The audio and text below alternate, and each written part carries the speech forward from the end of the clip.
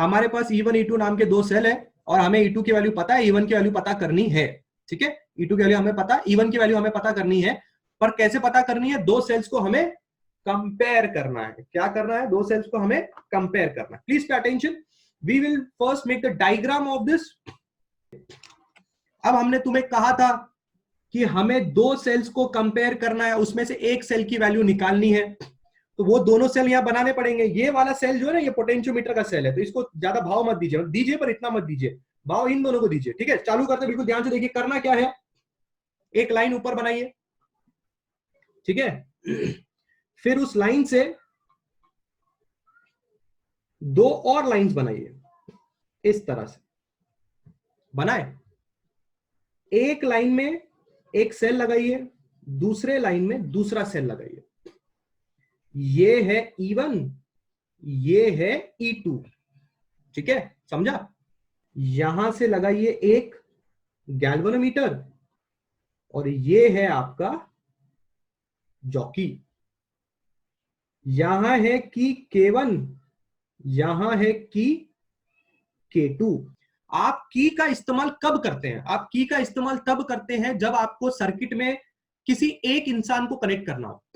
Suppose कीजिए आपने ये K1 की मदद से, आपने ये K1 की मदद से इस वाले बंदे को इस तरह से यहां पे कनेक्ट कर दिया, तो आप देख सकते हैं कि E1 नाम की बैटरी सर्किट में कनेक्ट हो जाएगी और E2 नाम की बैटरी का सर्किट में कोई भी अस्तित्व नहीं है।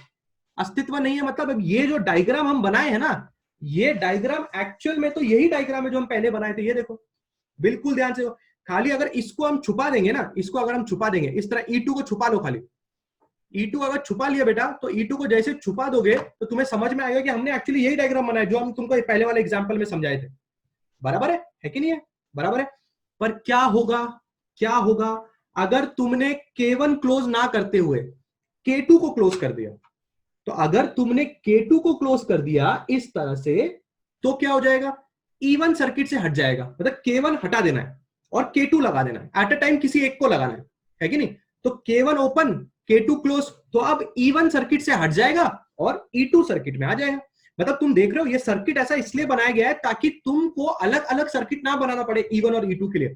दोनों के दोनों E1 E2 एक ही पोटेंशियोमीटर के साथ कनेक्ट हो जाए। मदद किसका ले रहे हो? मदद ले रहे हो की का। हम ले रहे हैं केस 1, केस 1 ले रहे हैं। ठीक है, केस 1 में हम बोल रहे हैं K1 is closed and K2 is open। जैसे ही हम बोले K1 क्लोज्ड है और जैसे ही हम बोले K2 ओपन है, तो तुम्हें समझ में आ जाना चाहिए कि कौन सा बंदा एक्शन में आना चाहिए। इसका मतलब cell E1 is in action और E2 भूल जाओ, E2 सर्किट में है ही नहीं क्योंकि वो K2 ओपन है, इसलिए E2 को भूल जाओ। अब क्या करोगे? बिल्कुल ध्यान से मेरी बात समझना। Use the jockey and find null point. अब ये स्टोरी कहां गई? कहां ये स्टोरी? ये रही। पहला पेज किधर है हमारा भैया? ये है हमारा दूसरा पेज पे हम लिखे रहे, with the help of the jockey tap the wire A B and find the null point on the wire. फिर नल पॉइंट मिलेगा, फिर नल पॉइंट मिलने के बाद क्या मिलेगा तुम्हें पता है। हम ये चीज वापस रिपीट नहीं करेंगे पर थोड़ा थोड़ा करेंगे ताकि तुम्हें थोड़ा डर ना लगे, इसलिए ध्यान से समझिए, बिल्कुल ध्यान से समझिए। सपोज कीजिए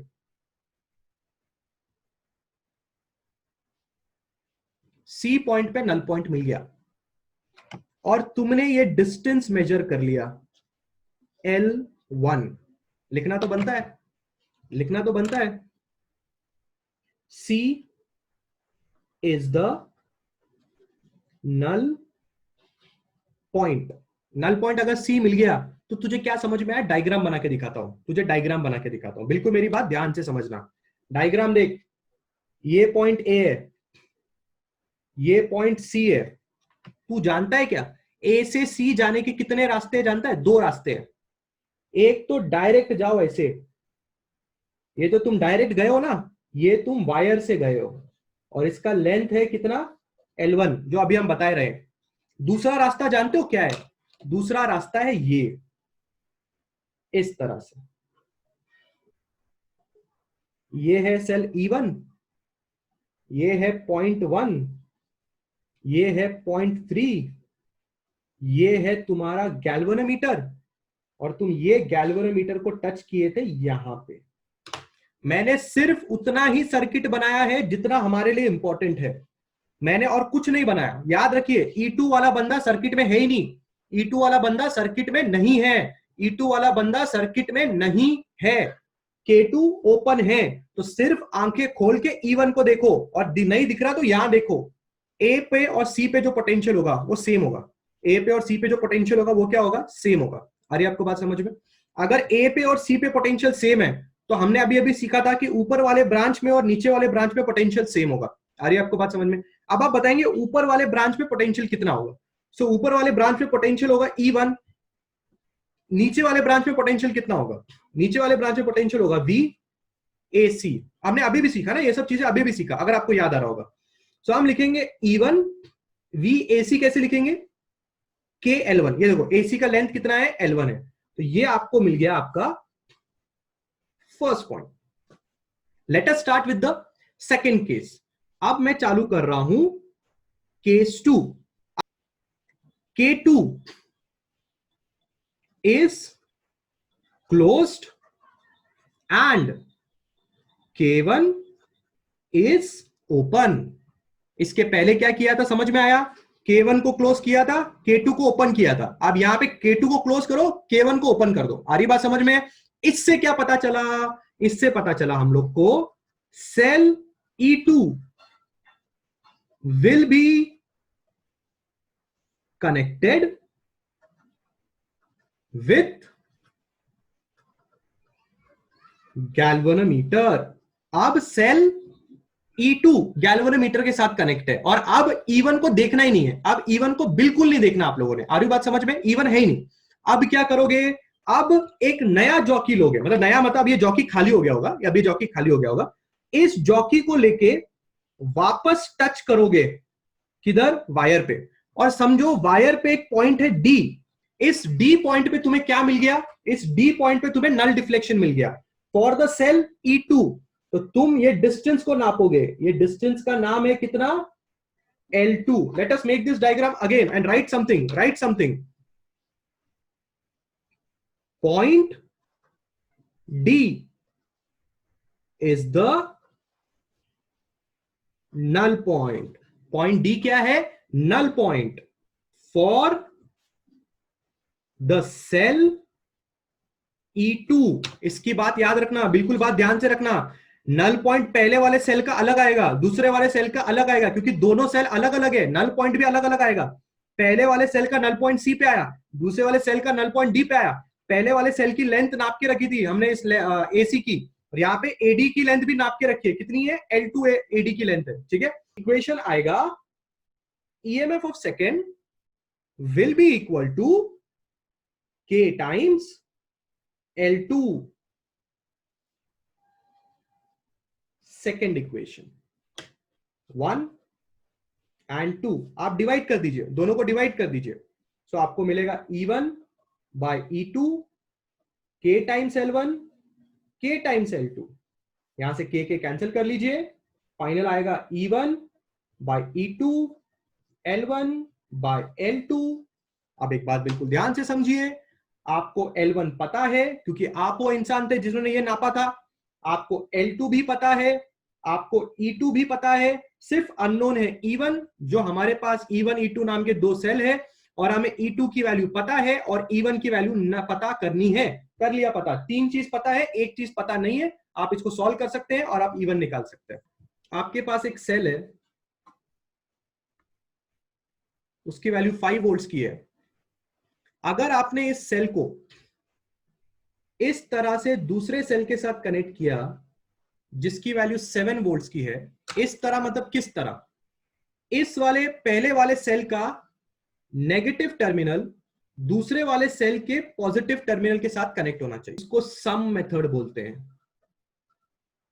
सम मेथड का मतलब ये है, if this point is A and if this point is B and if this cell is E1 and this cell is E2, then you can directly do E1 plus E2। मतलब अब A और B point के बीच में आप एक ही battery लगाएंगे और साथ में 5 मतलब 12 वोल्ट की बैटरी आप यहां पे लगाएंगे। इसको बोलते हैं ऐड। मतलब ऐड कब कर सकते हैं आप, दो सेल्स को आप ऐड कब कर सकते हैं, जब उनके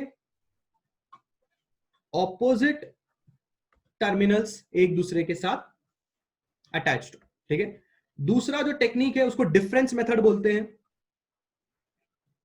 डिफरेंस मेथड के अंदर एक बात याद रखिए, डिफरेंस मेथड के अंदर हो सकता है कि ये ए पॉइंट है, ये पहले वाला सेल, ये दूसरे वाला सेल, या हो सकता है कि ये पहले वाला सेल और ये दूसरे वाला cell. In both these conditions you can see, in the first case पहले वाले सेल का नेगेटिव टर्मिनल और दूसरे वाले सेल का नेगेटिव टर्मिनल साथ में है। सेकेंड वाले केस में पहले वाले सेल का पॉजिटिव, दूसरे वाले सेल का पॉजिटिव साथ में है।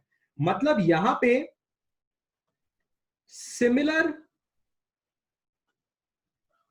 टर्मिनल्स एक दूसरे के साथ ज्वाइन होंगे। तो अगर सिमिलर टर्मिनल्स एक दूसरे के साथ ज्वाइन होंगे तो इस केस में आपको E1 माइनस E2 करना पड़ेगा। बट इस बात पे ध्यान देना पड़ेगा कि कौन सा सेल बड़ा है। हम यहां पे ले रहे हैं E1 is greater than E2, इसलिए हमने E1 को E2 से माइनस कर दिया। तो अगर सिमिलर टर्मिनल्स एक दूसरे के साथ ज्वाइन होंगे, नेगेटिव टू नेगेटिव या पॉजिटिव टू पॉजिटिव, तो माइनस हो जाता है। और अगर ऑपोजिट टर्मिनल्स एक दूसरे के साथ ज्वाइन होंगे तो प्लस हो जाता है। ठीक है। बचपन की यादें थोड़ी ताजा कर लेते हैं। बचपन अगर आपको याद होगा तो आपको टॉर्च में सेल डालने के लिए, अगर आपने देखा होगा, if this was the torch and to put the cell into this, तो सेल कुछ इस तरह से हुआ करता था। ऊपर एक यहाँ पे एक ऐसा टेंगुड होता था, उसको द टेंगुड is positive and the flat surface is negative. So अगर आप दूसरा सेल इसके साथ लगाना चाहते हैं तो आपको इस तरह से कनेक्ट करना पड़ेगा दूसरा सेल। तो आप देख सकते हैं पहले वाले सेल का नेगेटिव दूसरे वाले सेल के पॉजिटिव के साथ टच होता था। तो सपोज कीजिए ये 5 वोल्ट था, ये 5 वोल्ट था, तो आपके टॉर्च को टोटल 10 वोल्ट मिलता था। पर अगर आपने उल्टा लगा दिया, नेगेटिव टू नेगेटिव टच कर दिया, तो सेल नहीं जलता था, क्योंकि 5 माइनस 5 0 हो जाता था। So this is the sum method and this is the difference method. Compare EMF of cell E1 and E2 ही करना है हमको। Compare the cell E1 and E2 ही करना है। इसमें से ऑब्वियसली बात है, एक सेल की वैल्यू आपको नहीं पता होगी और एक सेल की वैल्यू आपको पता होगी। दोनों को कंपेयर करना है। जैसे अभी थोड़ी देर पहले हमने कंपेयर किया था। Compare EMF of cell E1 and E2 using sum and difference method. हमको ये वाला मेथड यूज करके, sum and difference method use करके हमें इन दोनों सेल्स को कंपेयर करना है। सो हम कर रहे हैं case 1 and we are doing the sum method. Sum method का मतलब है we are interested in doing like this. हमको E1 और E2 को ज्वाइन करना पड़ेगा, बट दोनों के ऑपोजिट टर्मिनल्स ज्वाइन हो सकते हैं। ठीक है ना। Connect 1 to 2 and 4 to 3। 1 को 2 के साथ कनेक्ट कीजिए और 4 को 3 के साथ कनेक्ट कीजिए। अगर आपने 1 को 2 के साथ कनेक्ट किया और 4 को 3 के साथ कनेक्ट किया तो आपको डायग्राम किस तरह से दिखाई देगा मैं आपको बताता हूं। यहां से सेल E1 जा रहा है, this is the point 1। Point 1 से आपने कनेक्ट किया पॉइंट 2 को, फिर आप जा रहे हैं एक सेल के पास जिसका नाम है E2। फिर E2 से आप ऐसे जंप करके जा रहे हैं पॉइंट 4 के पास, ये है पॉइंट 4।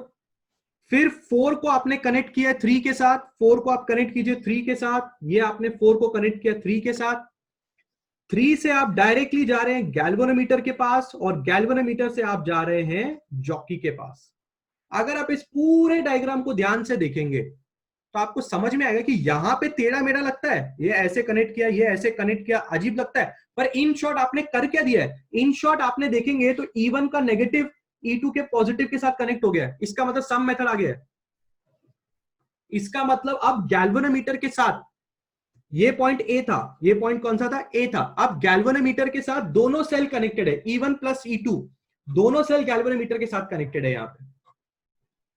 अब अगला स्टेप क्या होता है, आप जॉकी को लेके जाते हो और वायर पे टच करते हो, तो मैं वायर नीचे की तरफ बना रहा हूं, ठीक है, मैं वायर इस तरह से नीचे की तरफ बना रहा हूं। सपोज कीजिए जॉकी लेके आपने यहां पे टच किया इस पॉइंट पे, ठीक है ना, I name this point as also A, आपने इस पॉइंट पे टच किया, इस पॉइंट को हम नाम दे रहे हैं सी, ये जो डिस्टेंस आया ये आया L1, point C is the null point. अगर पॉइंट सी नल पॉइंट है तो ऊपर वाले ब्रांच का और नीचे वाले ब्रांच का पोटेंशियल सेम होगा, तो हम लिखेंगे पोटेंशियल ऑफ ऊपर वाला branch equal to potential of नीचे वाला ब्रांच। ऊपर वाले ब्रांच का पोटेंशियल क्या होगा, ऊपर वाले ब्रांच में E1 और E2 दोनों सम मेथड में है, तो ऊपर वाले ब्रांच का पोटेंशियल होगा E1 प्लस E2, और नीचे वाले ब्रांच में कौन है, वायर है जिसका लेंथ L1 है, तो वायर का पोटेंशियल आप लिखते हैं K times L1। The first thing, case two का मतलब है डिफरेंस मेथड। मैं पहले ही बोल रहा हूं कि E1 ग्रेटर है E2 के साथ, मतलब डिफरेंस मेथड में E1 माइनस E2 आना चाहिए। A point E1 1 4, then you have the battery, please note मैंने बैटरी उल्टी बनाई है क्योंकि नेगेटिव नेगेटिव के साथ आना चाहिए। देन यहां से हम जा रहे हैं 2 पॉइंट पे, देन हम जा रहे हैं 3 पॉइंट पे, एंड देन हम जा रहे हैं गैल्वेनोमीटर पे। ये सिंपल वर्जन है डायग्राम का। तो अगर आप इस वाले चीज को बिल्कुल ध्यान से देखेंगे तो आपको समझ में आएगा कि E1 और E2 दोनों के दोनों कैसे आ गए, डिफरेंस वाले में आ गए। अगर E1 और E2 डिफरेंस वाले में आ गए, बढ़िया, तो अब मैंने क्या करना है, जॉकी वापस कनेक्ट करना है। सपोज कीजिए मैंने जॉकी यहां पे कनेक्ट कर दिया, दिस पॉइंट इज D, ठीक है, और अगर मैंने जॉकी D पॉइंट पे कनेक्ट कर दिया तो मैं लिखूंगा कैसे, केस 2, बिल्कुल ध्यान से देखिए, AD जो लेंथ है मैं इसको L2 ले रहा हूं, AD वाली लेंथ को मैं क्या ले रहा हूं, L2 ले रहा हूं, नल पॉइंट D पे मिल गया हम लोग को, ठीक है। तो आप इक्वेशन कैसे लिखेंगे, E1 minus E2 will be K times L2, this will be your equation number second. I hope आपको ये बात समझ में आई होगी। जैसे आपने यहां पे लिखा था E1 plus E2 K times L1, AC वाली लेंथ जो थी वो कितनी थी, L1 थी, और यहां पे आपने लिखा है AD नल पॉइंट D पे मिला है। इस वाले केस में, सेकेंड वाले केस में, डिफरेंस वाले मेथड में नल पॉइंट आपको D पे मिला है, तो फिर आपने ये वाली इक्वेशन लिख ली। अब क्या इक्वेशन 1 और इक्वेशन 2 को आपको क्या करना है, डिवाइड करना है।